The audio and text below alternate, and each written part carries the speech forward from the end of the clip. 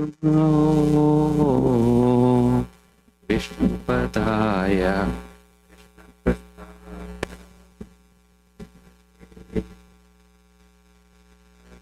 Vedanta Swami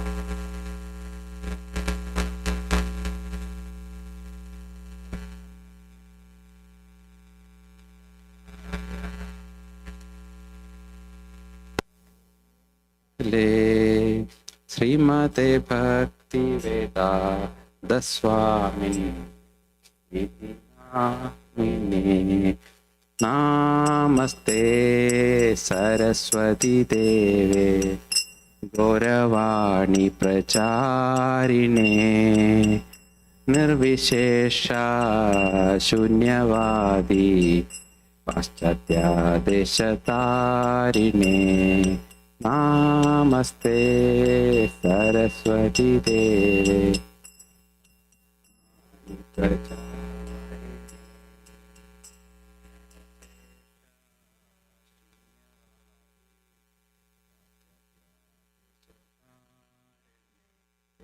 Shri Krishna Chaitanya Prabhu Advaita Gathadhara Srivasa Gaur Bhaktavrinda Shri Krishna Chaitanya Prabhu Nityananda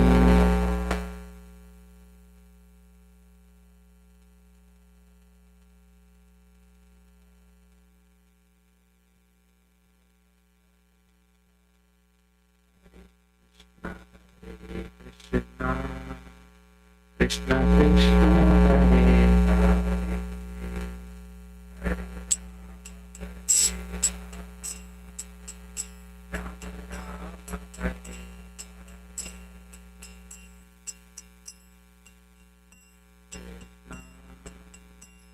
Hare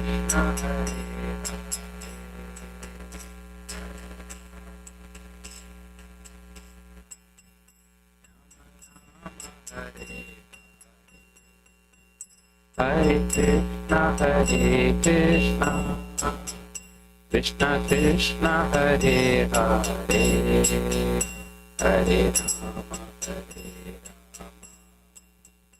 Rama Rama Hare Hare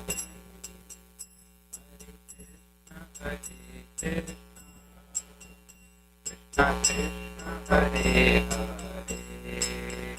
Hare Hare Rama Hare Rama Rama Rama Hare Krishna Krishna Krishna Hare Hare Hare Rama Hare Rama Rama Hare Hare Hare Krishna Krishna Hare Hare Hare Rama Hare Rama Rama Rama Hare Krishna Krishna Krishna Hare Hare Hare Rama Hare Rama Rama Rama Hare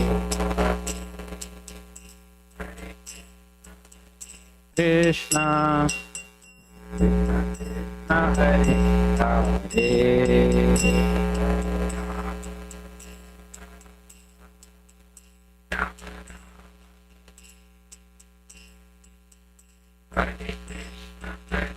Krishna Krishna Krishna Hare Hare Hare Rama Rama Rama Hare Hare Hare Krishna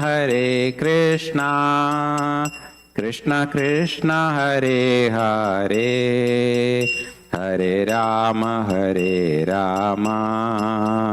Rama Rama Hare Hare Hare Krishna Krishna Krishna Krishna Hare Hare, Hare Rama Hare Rama, Rama Rama Hare Hare. Krishna Krishna Krishna Krishna Hare Hare, Hare Rama Hare Rama, Rama Rama. Hare Krishna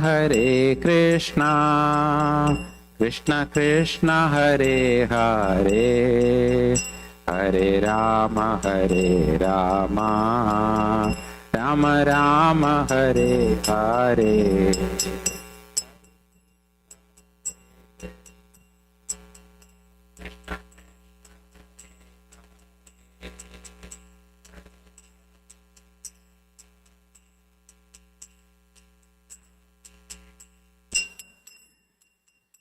Hare Krishna Krishna Krishna Hare Hare, Hare Rama Hare Rama, Rama Rama Hare Hare. Hare Krishna Krishna Krishna Hare Hare, Hare Rama Hare Rama.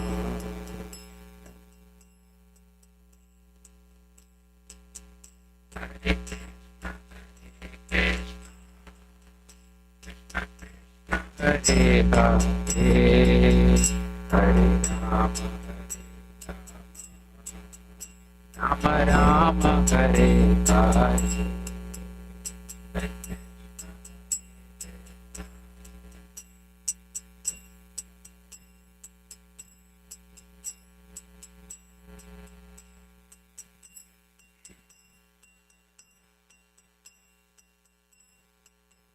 Hare Krishna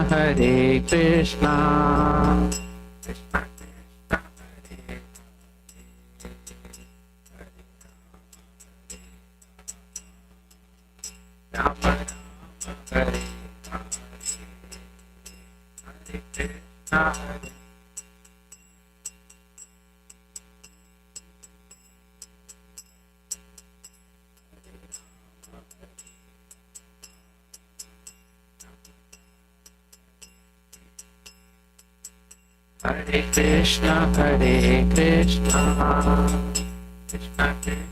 Hare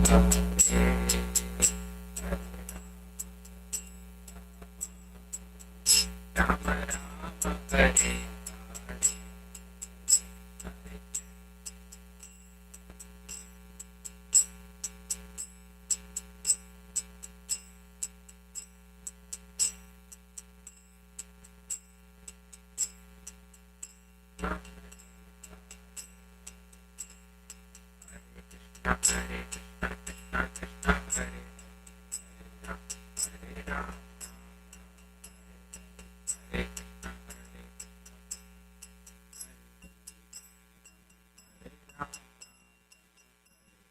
Hare Krishna Hare Krishna Krishna Krishna Hare Hare Rama Rama Hare Hare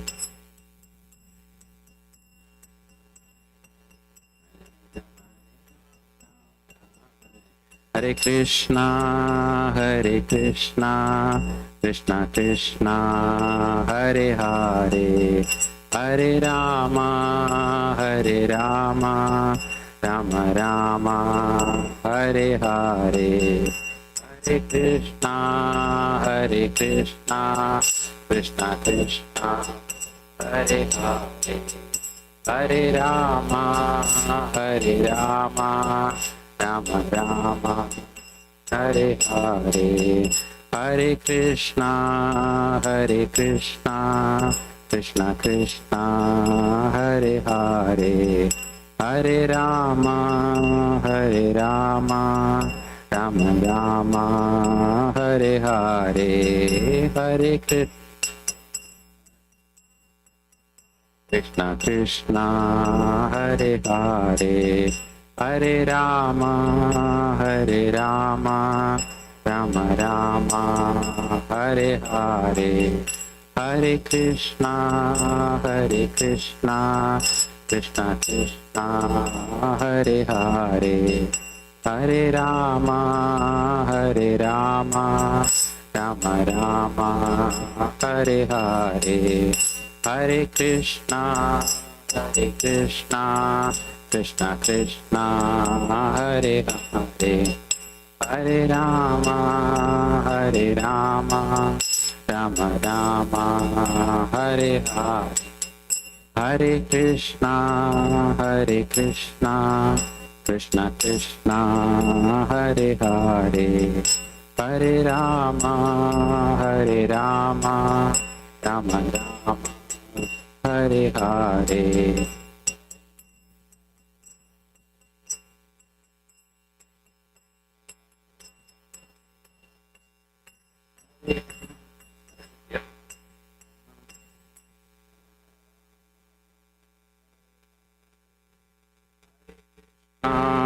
Hare Krishna,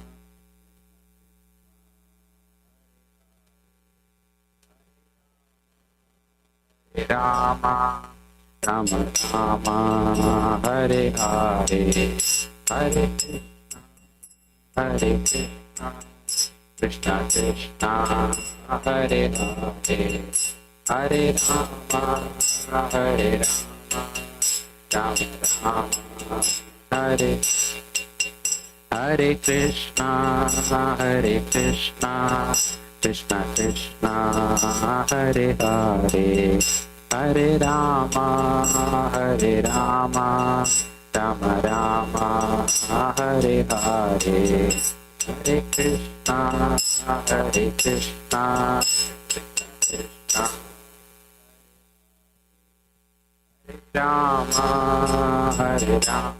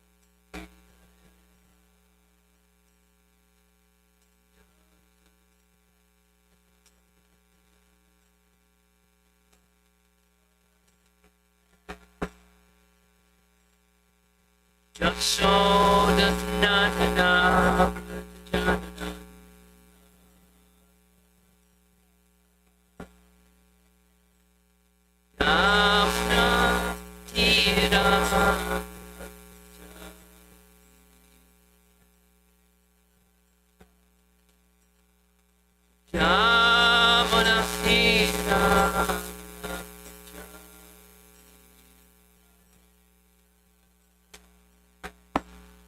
Jaya Radha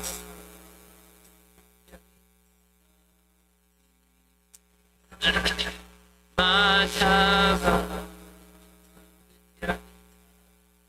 Jaya Radha Madhava.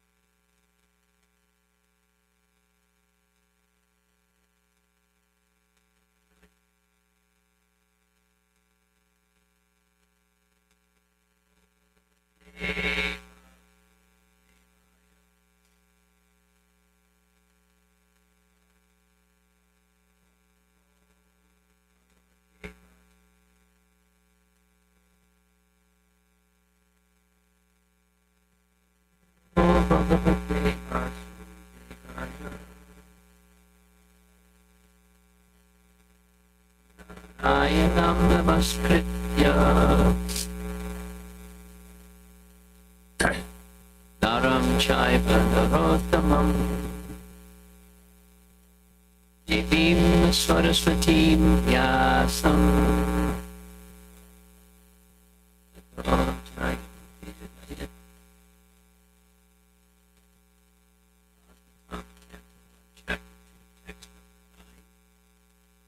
Dharmasya Yapavargasya Narto Tayopakalpate Nartasya Dharmakantasya Amulapaya Isritaha Dharmasya Yapavargasya Narto Tayopakalpate Nartasya Dharmakantasya Amolapaya Hismritaha. All occupation engagements are certainly meant for ultimate liberation. They should never be performed for material gain. Furthermore, according to sages, one who is engaged in the ultimate occupation service should never use material gain to cultivate self-gratification.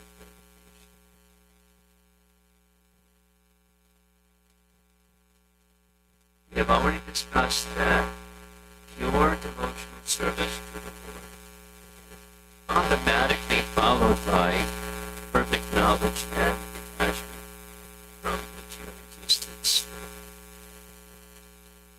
But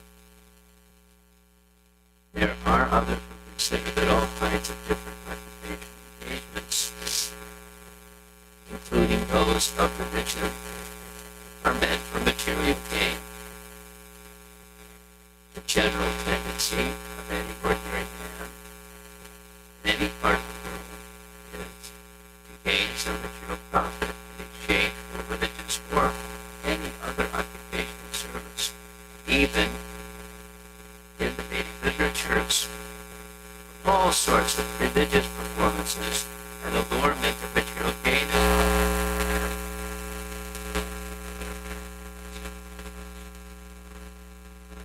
of religiosity. Why are such so-called men of religion allured by material gain? Because material gain can enable one to fulfill desire. which in turn satisfies sense gratification.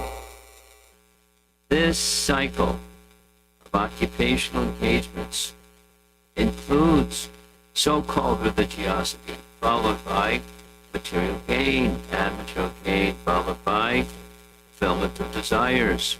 Sense gratification is the general way for all sorts of fully occupied men. But in the statement of Sutta Goswami, as per the verdict of Srimad Bhagavatam, this is nullified by the present sloka. One should not engage himself in any sort of occupational service for material gain only, nor should material gain be utilized for sense gratification.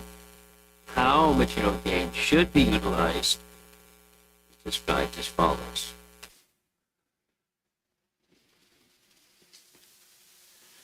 A little bit the context. The context is Shukadev Goswami has expressed the entire Srimad Bhagavatam. Sutta was in the audience hearing Srimad Bhagavatam, and following the completion of Shukadev Goswami's narration, there was a big yajna planned in Naimisharanya. Why Naimisharanya? Because it's a holy place. And it's said to be the hub of the universe, meaning you do in Naimisharanya the benefit of something of spiritual benefit or upliftment for society. It goes to the whole universe, not just the rest of the planet. That's the power or a special benediction of Naimisharanya. So they planned a yajna for 1,000 years, meaning after one yajna is completed, the other yajna has already begun, and continuing for 1,000 years. Why? They knew after Krishna's departure something happens. The next yuga, shortly thereafter, there's a sandhi in between, then Kali Yuga begins. And Kali Yuga is described in the Bhagavatam as being not nice. Manda sumanda matayo, manda bhagya hipantrata. There's misfortune. People are always disturbed. People are always quarreling.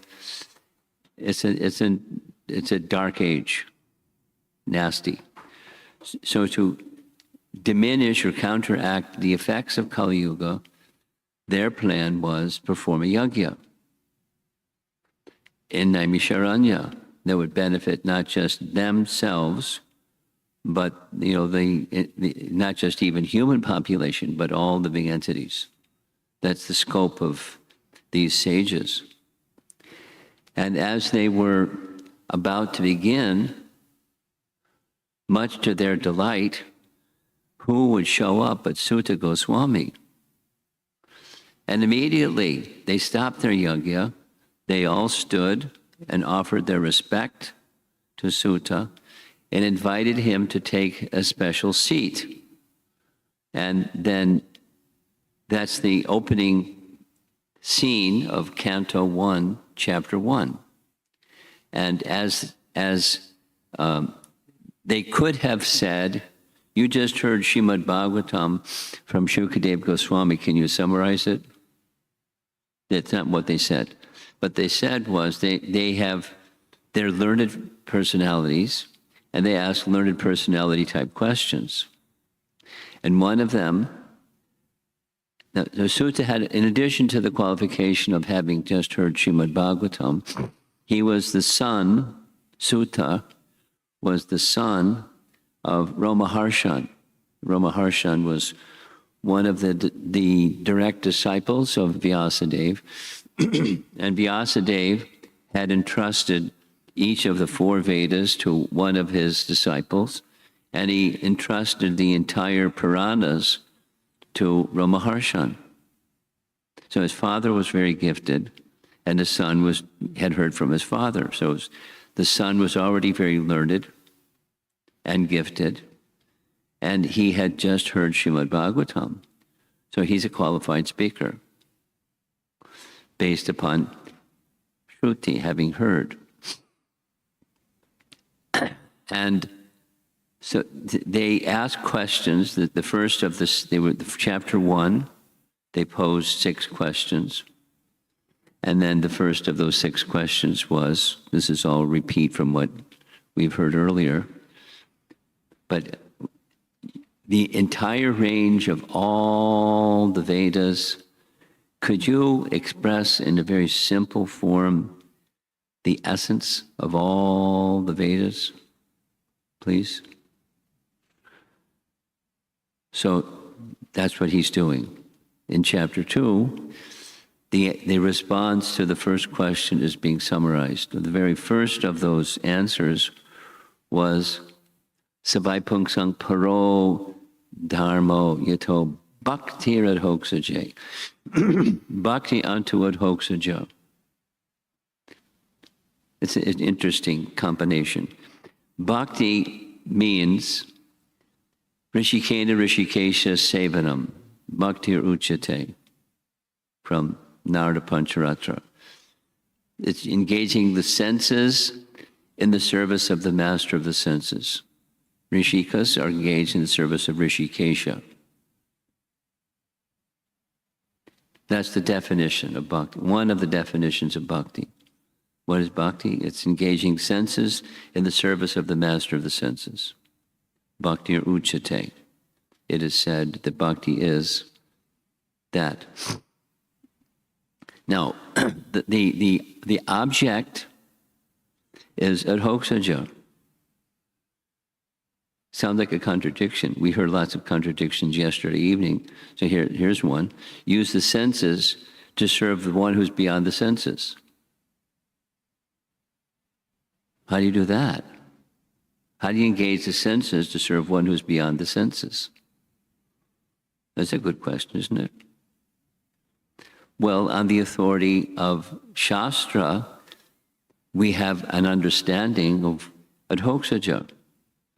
Through sound, we have an understanding of that which we may not be able to see. Not only may not, we don't have the adhikar to see. He who's beyond the senses with our senses.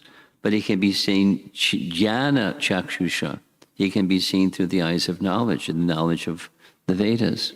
So the Vedas give us information about he who's beyond the senses and instruct us to use our senses to serve he who is beyond their senses. Meaning not to that which was in the purview of the senses, which is sense gratification. Now Prabhupada he distilled down to very simple language, very simple language. Material activity means sense gratification. Then there's layers of what does sense gratification mean? So go back up and, a desire, a material desire. Material desire for what? So whether it's gross or subtle, it could be speculation is a type of sense gratification because the mind is one of the sixth sense to satisfy the speculations of the mind. Exclusively, that's sense gratification. It's mental speculation, but it's the type of fulfilling a desire that's on the material plane.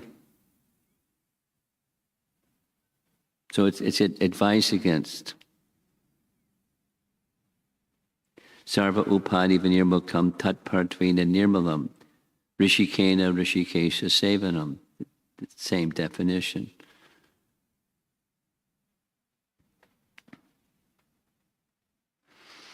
So, engaging the senses in the service of adhoksaja.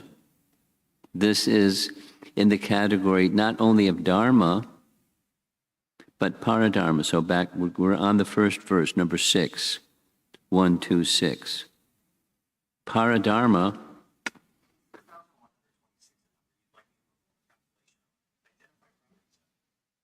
Wow. The essence of the Vedas is to serve, to engage in one's occupational duty that is in the para position. Para means transcendental. So there's worldly and there's para dharma.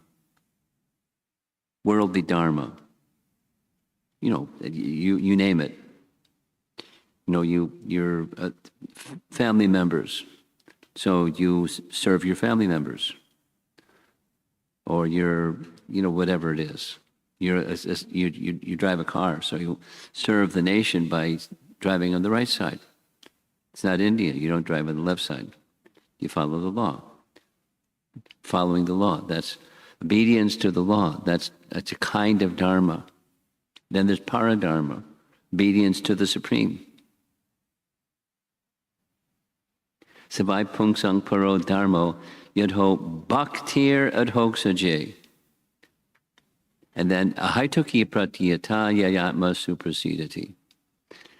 Nice teaching. Suprasidati. This is the means that the Atma can achieve not only satisfaction, but suprasana, complete satisfaction. And then there's further narrations and details about that process of paradharma. The next verse says that Vasudeve Bhagavati,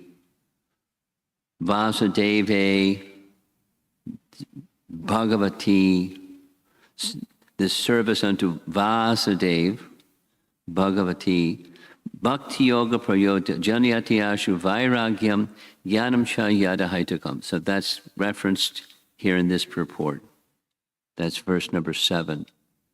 So the devotional service unto the transcendent Lord Vasudeva results in causelessly, a byproduct is knowledge and detachment. Transcendental knowledge, not speculative knowledge or empirical knowledge, but transcendental knowledge. And that transcendental knowledge awakens that which we've forgotten, that our relationship with the Supreme and who we are and the eternal relation, etc. And with that sense of completion of consciousness, then there's detachment from the worldly. The vairagya, jnana vairagya couplet is essential in all Vedic texts, and this Bhagavatam is saying, through devotional service, you don't need to endeavor otherwise or outside of bhakti. It's built into bhakti. It's a subset. If you have $1 million, you have $10. Go for the $1 million, because then you got $10, and everything else that you need is within that $1 million. So it's the paradharma includes knowledge and detachment. Properly executed, guided by spiritual teachers and teachings and the Vedas. And then the bell rings. Knowledge and detachment awaken. So with that comes this verse. This is number 9. And this verse number 9 is saying something that's very obvious. It's not the same, but it's similar to the principle of karma yoga, where one is entitled to perform prescribed duty, dharma, but you're not entitled to the result of your prescribed duty. So there's part A and part B of this verse. Don't perform your paradharma with the motive that you're going to get something material. It's repetition of something earlier, but repetition no problem for clarification purposes. Don't render devotional service to Adhoksaja or Vasudeva with the idea that I'm going to get something on the material side. Don't be motivated like that. That's the ahaituki apratyata message from verse number 7. Then here's verse number 9. This is warning, do not render your paradharma with a material motive. And the material mode of meaning, I'm going to get something. And what's that something? Whatever that something is, it's fulfillment of a material desire. And what's the purpose of striving to fulfill a material desire? Enjoyment, happiness. And what's that happiness? It's on the temporary side. So Prabhupada's term is sense gratification. No, there's gross, and then there's subtle senses. But, it's material. So don't do the paradharma to achieve something material. And as Prabhupada writes in the purport, that's very common. It's not only common in the world, it's directly within the Vedas. Karma kanda, performance of prescribed duties. I'm being asked to speak tonight at the Bhakti Lounge, Bhakti Ashram, about why are there different religions. This verse in purport is answering some of it. Because people want it. They want. And the wants are very broad and variegated. So people want and want and want. There's the modes of nature that are operating. That's another topic that makes variegated religion. But a principle is, I want. And so I do because I want. Om Jai Jagadisha Hare.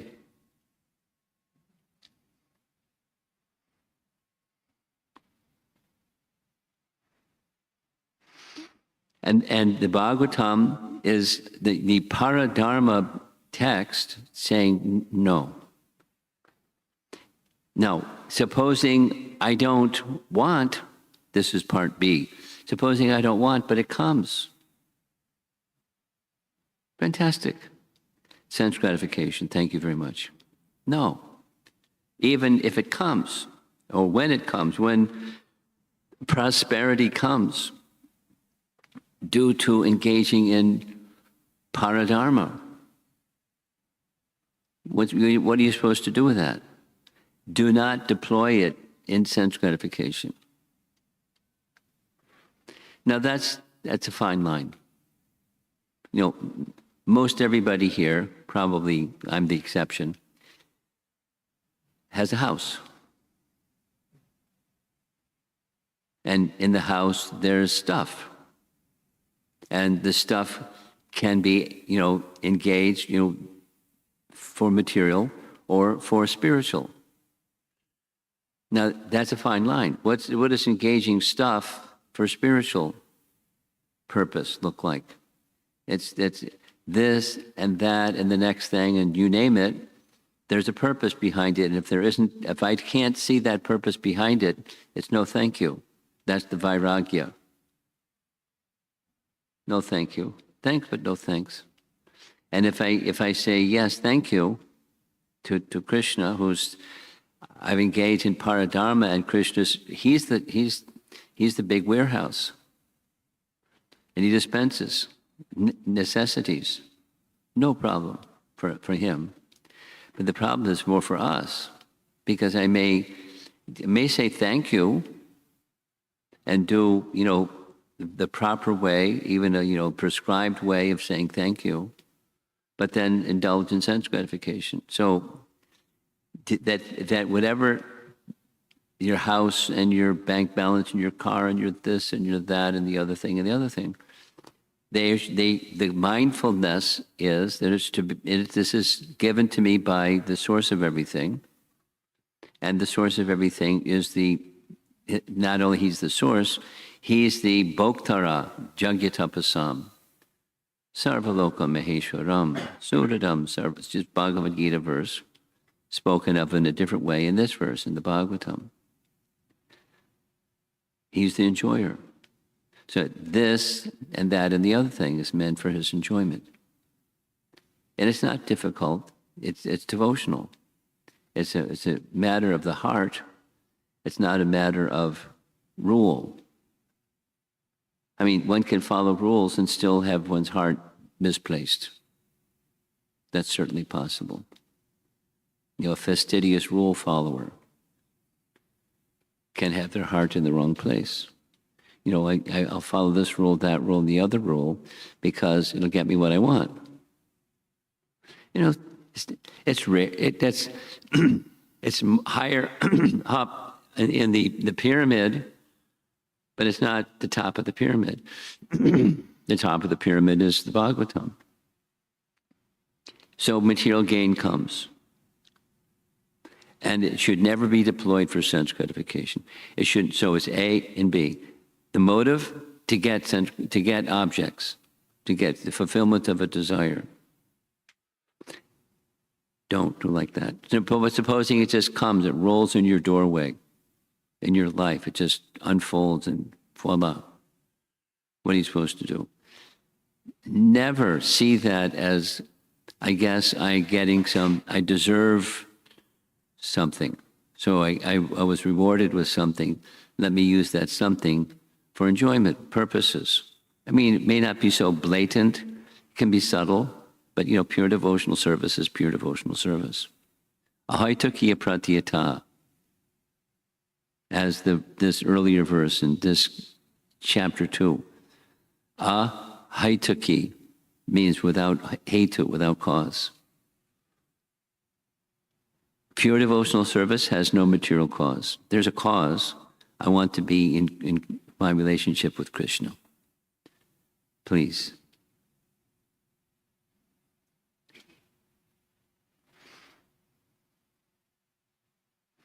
Somebody sent me, I'll read to you. I've been circulating it to some devotees. A very nice verse. This is Raghunath Das Goswami.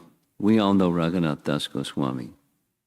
Raghunath Das Goswami was from in Prabhupada's words, amongst the wealthiest family in India of his time. You know, he said, it's like a Birla or a Rockefeller. And he was the only son to inherit all the superlative wealth of his father, because he was the only son, not only the eldest, but the only, and his uncle. Super wealthy. No, thank you. And as he was detached from the worldly, he went further and further into the spiritual. There's details of how that unfolded. So later in his life, he's living in Vrindavan. And here's a verse that he wrote while in Vrindavan. There's Sanskrit to the verse. Here's the verse. I am scorched by the blazing forest fire of old age,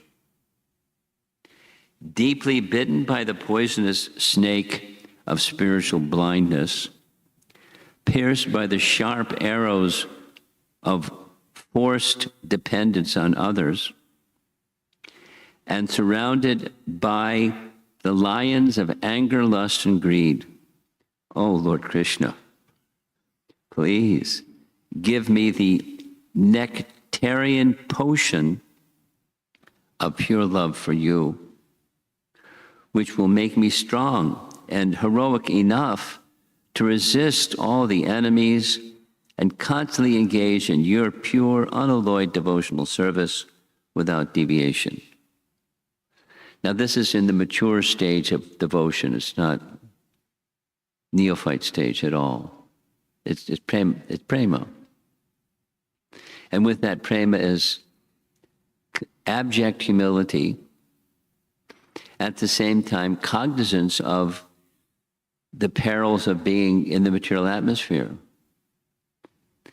And he's not unaware. And so humility and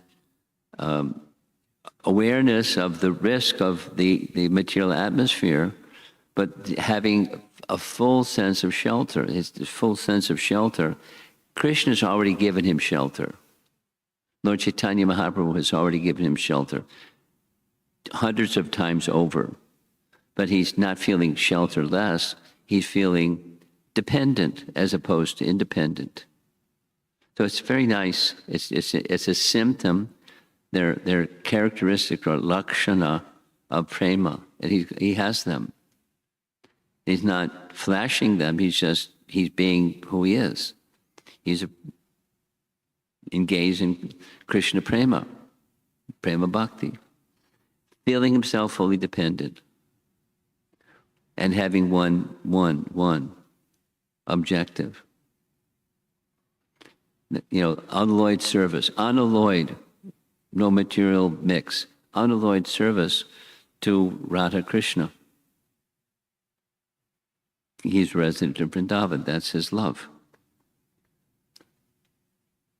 Radha Krishna, specifically, in his case, he's a lover of Srimati Radharani in Govardhan Hill. There's reasons for both, but that's his heart. And he doesn't deviate. And then this thing comes along and that thing comes along, and he recognizes this thing, that thing, and there's risk being in a material atmosphere. There's risk being in Austin, Texas. There's risk being in a material body. There's risk having a home and affluence and good education and et cetera, et cetera. There's risk. Because the risk is at any moment or any, inattentive moment, I can indulge because it's right there. It's at my fingertips. Prabhupada gives the example, this is Prabhupada, he gives the example of a razor. Men know that the consequence of shaving inattentively. Razors are sharp, they can shave. But supposing you're inattentive, it's really easy to cut your face. Be inattentive, check it out. You cut yourself. So don't be inattentive. While you're living your life in Austin, Texas, doing what you're doing, and recognize the peril of inattentiveness or complacency. Different ways of saying, the lower modes of nature, ignorance, being inattentive to the higher mission. You haven't been awarded by Krishna with things that you've been awarded with for a reason. There's the material and there's the spiritual.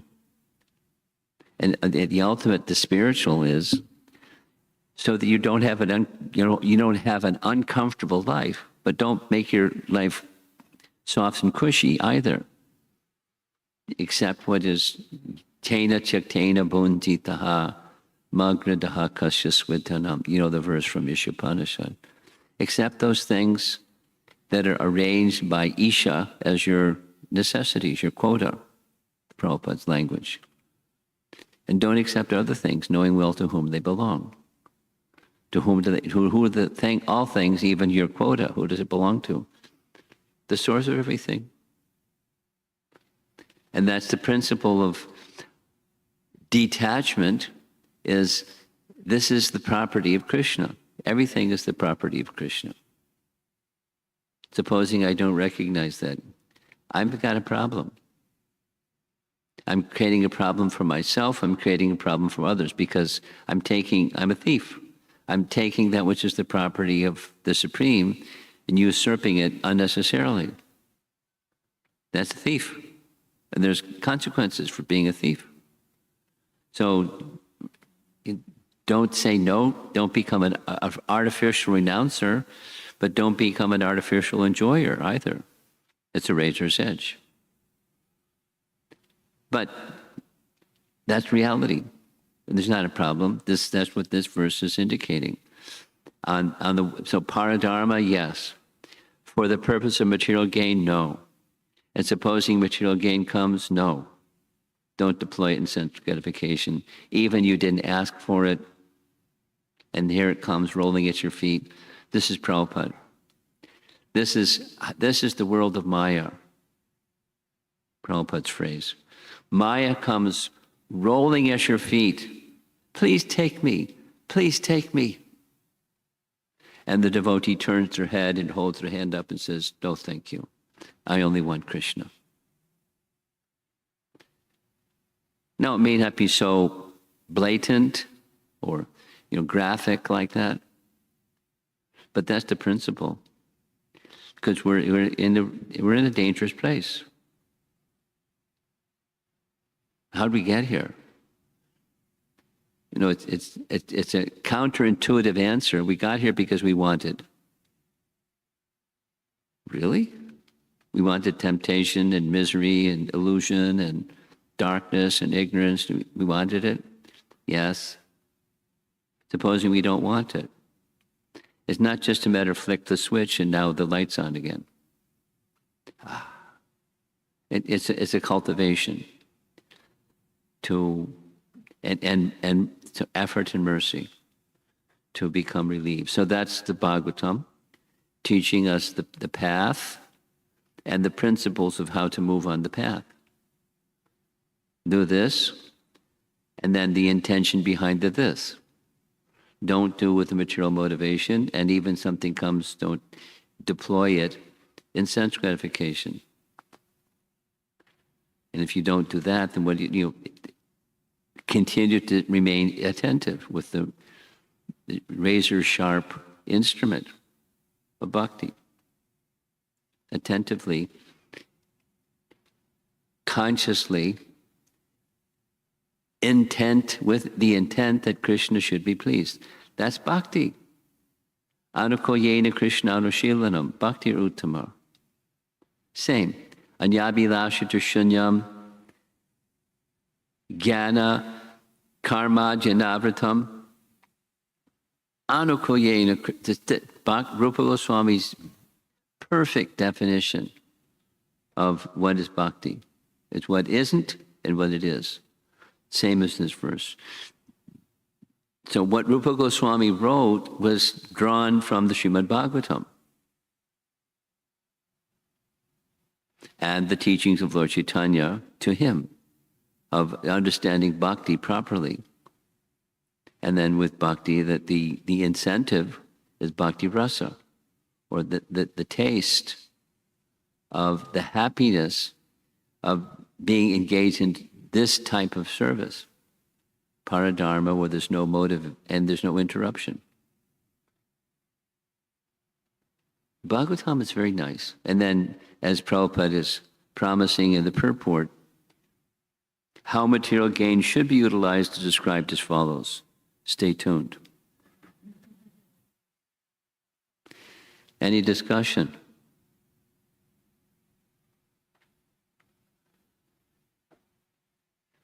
(8:15).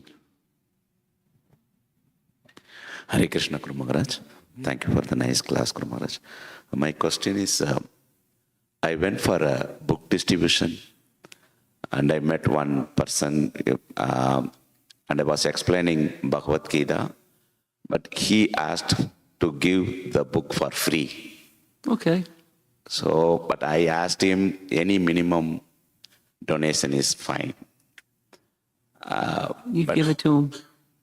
Give it to him. And say, you can do whatever you want to do. That what I would do in a situation like that is, you want something without sacrifice. The sense of receiving a gift is there's an expression of gratitude. You can say thank you for your gift, but say thank you in a way that means you're sacrificing something. So take it for free. And then when your heart becomes freed, becomes cleansed by reading Bhagavad Gita, we'll see you again somewhere down the road and you can make a donation. Take it for free. Look, sir or madam, we have people that sponsor Bhagavad Gitas. Consider this a sponsored Bhagavad Gita. Between you and Krishna, it's a sponsored Bhagavad Gita. Now what's going inside yourself? Yay, I got something for free. No. You make a sacrifice. You offer something to Krishna. So, it depends on the person, the circumstance, and the time, and everything. But help them understand. In principle. Why? It's not the cost. We have sponsors. We have so many sponsors for so many Bhagavad Gitas. We're just looking for people to receive them. We give them away to hospitals and libraries and, universities and this and that, and no problem. You got yours too. Go ahead. Thank you, Guru Maharaj. Thank you. Yeah, I will try to give free. So it depends on the time, person, circumstance, etc. How you respond. Thank you, Guru Maharaj. Hare Krishna, Guru Maharaj. My question is, in the lecture we mentioned about attentiveness, otherwise Maya will catch us. And even for chanting, attentiveness is emphasized. But I have a struggle with even with chanting also, right? With attentiveness. So I'm wondering, how can we cultivate this attentiveness on a daily basis? What action, what the baby step can I take? There's n number of answers.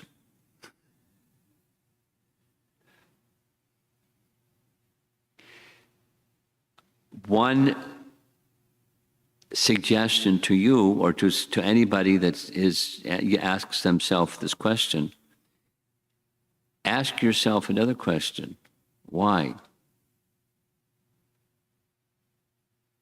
Because the answer, if you don't have the answer to the why question, it's cosmetic. Put something in place and it's not going to endure. Put another something in place. And it may be beneficial and you may become attentive for a while, but if the why is not, it's life. It's not only japa, it's life. Why?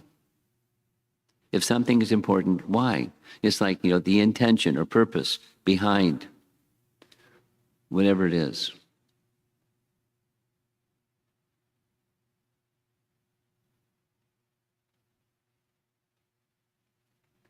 How's that? So it's not, there's a right answer or a wrong answer. It's your answer. And you can certainly refine your answer to that question that you're asking yourself.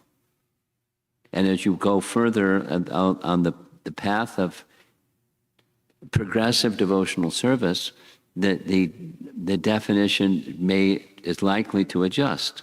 The why, the answer to the why question is likely to adjust.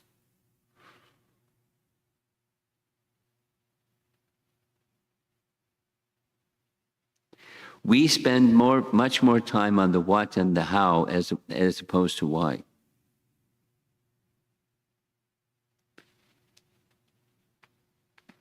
I'll give a little example, personal example.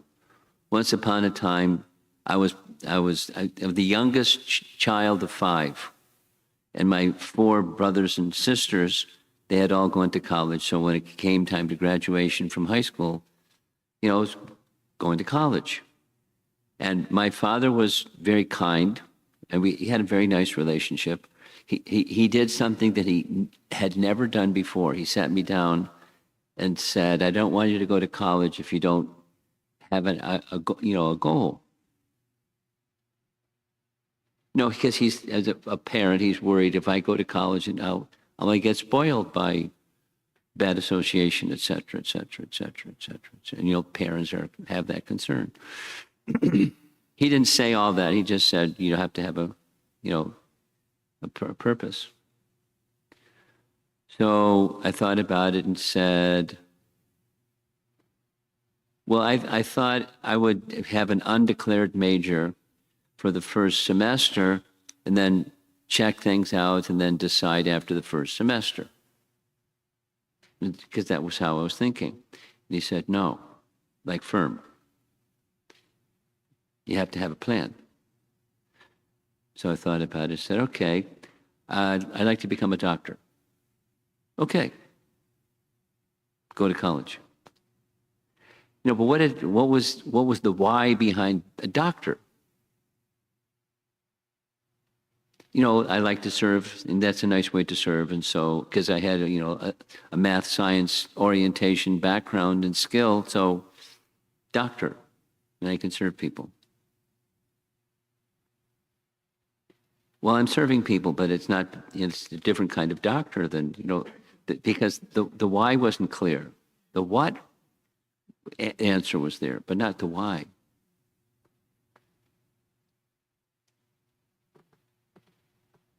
Okay?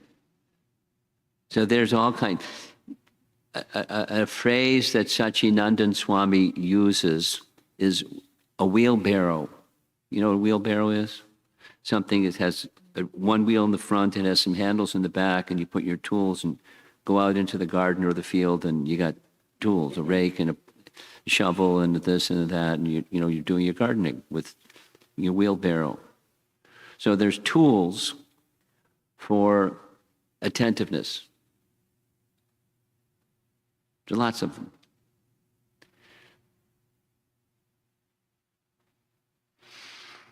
And if you don't have the answer to the why, the tools, you pick one up and use it for a while and then get distracted again, etc. A life of distraction is easy. But if you have the why question, then any number of tools or one tool or anything. When the why is clear, then the path is clear. And it may modify over time, that's fine.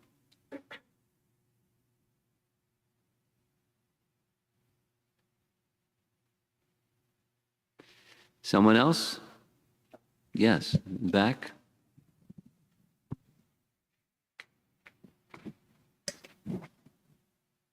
Hare Krishna Maharaj, thank you for the class. I was just curious about the scene where Dhruva was longing for material benefit. Yes, he certainly was. And Vishnu gave him material benefit, but along with that he gave him knowledge.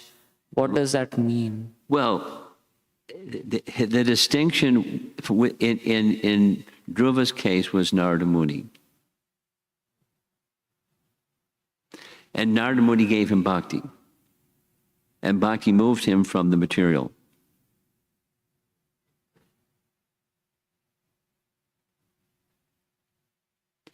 He evolved beyond the material to the point when Vishnu offered him anything, and he was embarrassed. I was searching for a piece of broken glass, and now I've gotten this jewel. No thanks. Thanks, but no thanks.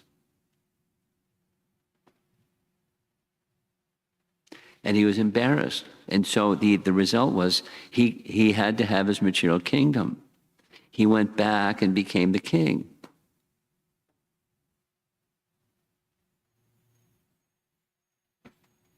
So beware. But he was still offered the material benediction. Like, even though at the end when he was embarrassed, he was still offered the material. Yeah.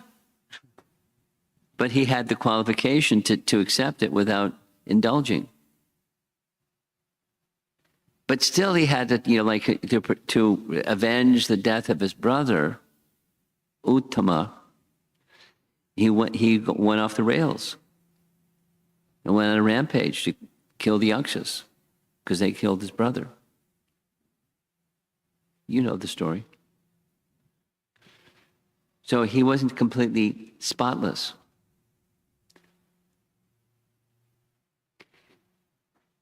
He had culture, so Swami Bhuvamana just tapped him on the shoulder and said, stop. Avenge the death of your brother is not the whole of all the Yakshas, please. Stop. So, more? You got the microphone. Okay. Hare Krishna Maharaj. Maharaj, what are the fundamental reasons or factors that makes one act away from Krishna? What's the principle of taking us away from Krishna? Or why do we act away from Krishna? We want to go independent. Why? Why do we go away from Krishna? We want to act independent. There's no good reason. There's bad reason. misuse of independence. Let me ask you a question that answers your question. Supposing somebody grabs you by the shirt collar and holds you tight and says, surrender or else, and there's no or else. Got it?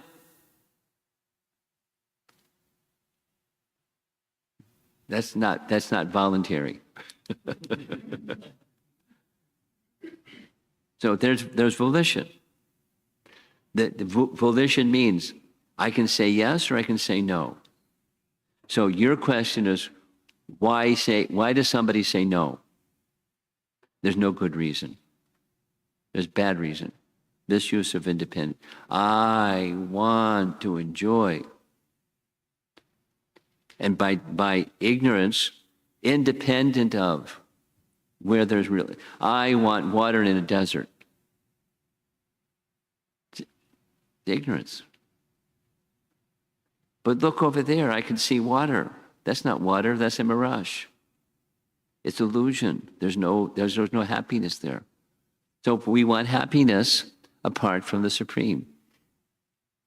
So, the fall of the jiva question is behind your question.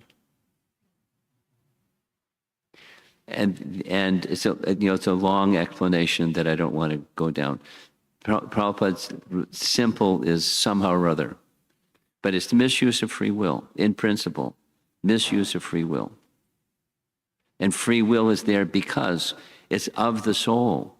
There's love because of free will. And love is a choice. And they have the choice means there's the choice to say no. And those of us that are in this material world, we said no. What's the reason? That's your question. There's no good reason. There's no good reason. So why do we pick a no good reason? Ignorance. The influence of ignorance. And then comes, well, how's there influence of ignorance in the spiritual world? There's no ignorance in the spiritual world. Where'd that ignorance come from? Then it's this whole, there's a, you know who is Bhaktivinoda Thakur?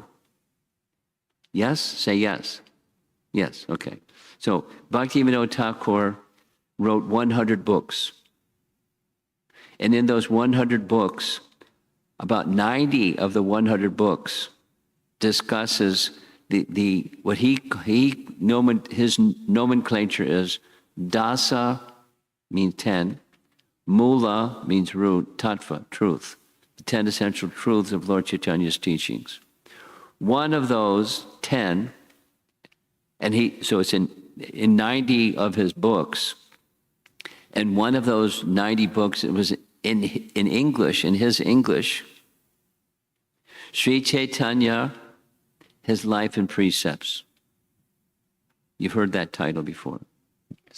Very skinny book, 50-something pages long, and he sent it around the world, and the first half is his life, that's summary of Chaitanya Charitamrita, and the second half is his precepts, his teachings. And the Dasamula Tattva is listed there. And one of those 10 is, some living entities are liberated, some living entities are conditioned. On that one of the 10 topics, he writes, do not ask the misleading question. So I'll say to you, do not ask the misleading question, when was a living entity created? Living entities aren't created. They're eternal, part and parcel of the Supreme. Was there a time? The answer is no. Was there a time when the living entity, the eternal living entity, was created? No. Eternal. That's the meaning. Eternal. Fragmental parts. So it's not that once upon a time Krishna looked at his watch and said, you know what? I think I want to enjoy, let me create some living entities with whom I can enjoy. It's not an event in time. Are living entities from Krishna? Yes. Is it an event in time? No. So back to Bhakti Note. Do not ask the misleading question, when the living entities were created. There's no point in time. Nor when they were enthralled. Because behind your question is a chronology question. Why is the living entity that's in this spiritual world desiring to not be in the spiritual world? As if it's an event in time. So once upon a time, the living entity looked at their watch and said, you know what? I want to enjoy separately. I want to misuse my free will. As if it's an event in time. And boop, here we are. So what's the cause? Misuse of free will. And so my language is not Bhaktivinoda Thakur's. It's not a chronological event, but it's an ontological reality. What's that ontological reality? We've misused our free will. And so therefore, somehow or other, Prabhupada didn't indulge himself in explaining what I've just explained. Somehow or other. Thank you, Maharaj. No, he would explain it in different ways at different times because students would ask.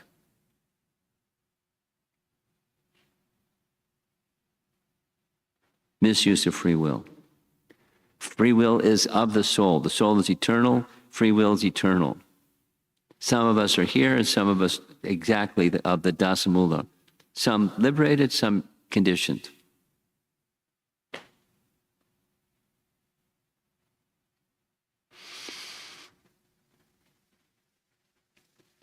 Okay? Thank you. Thank you. Someone else? Yes. So my question, Hare Krishna Maharaj, my question is about like, what are the procedure like we can self-evaluate ourselves in bhakti, like in terms like basically I want to understand like is there any checkpoints that we need to, I mean, even though we don't want to treat it as like that, like having checkpoints, but we also want to know that we want to progress. So is there any like procedure like where I can internally evaluate, introspect myself, like so I can see the progress happening? Yeah.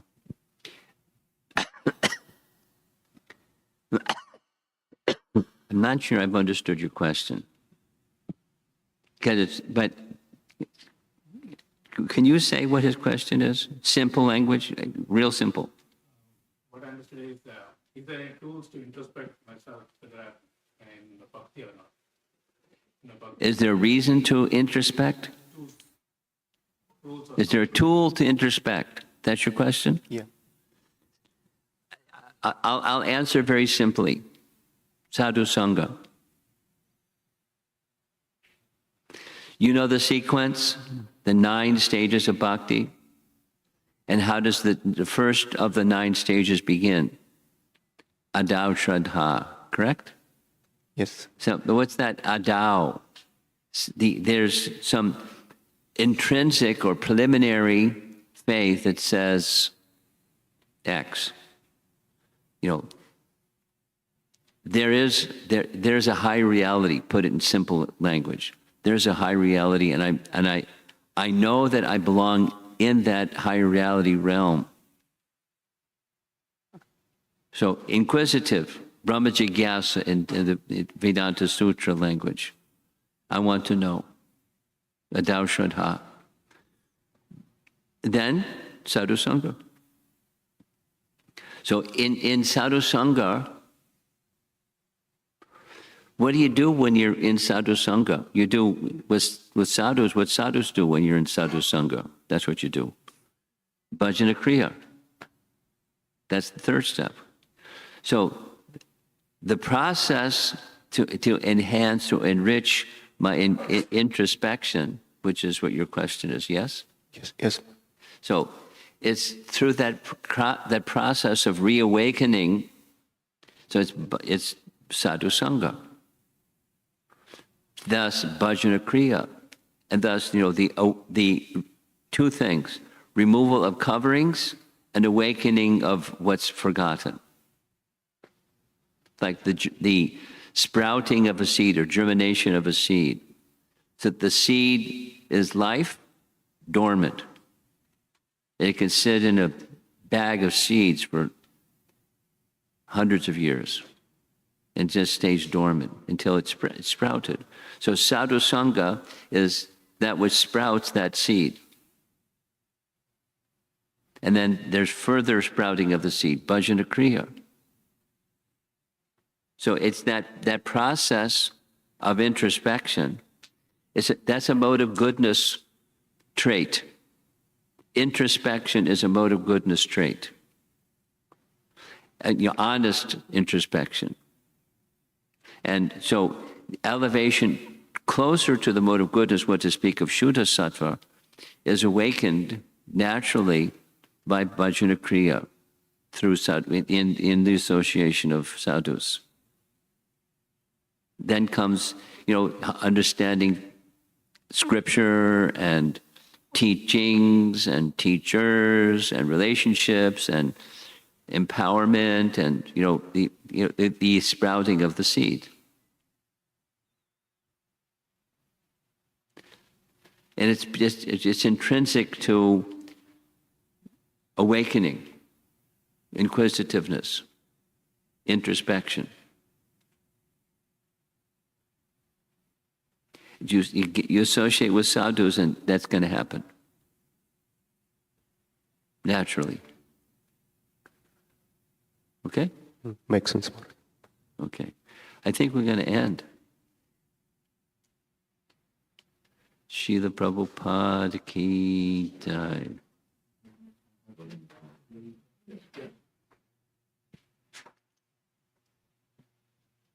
This is a weekday. You're all busy people. I said it before. I'm impressed that you're in the midst of all your busyness. Here you are. Congratulations. And this principle of sadhu sangha will help propel you forward. So somehow or another, continue.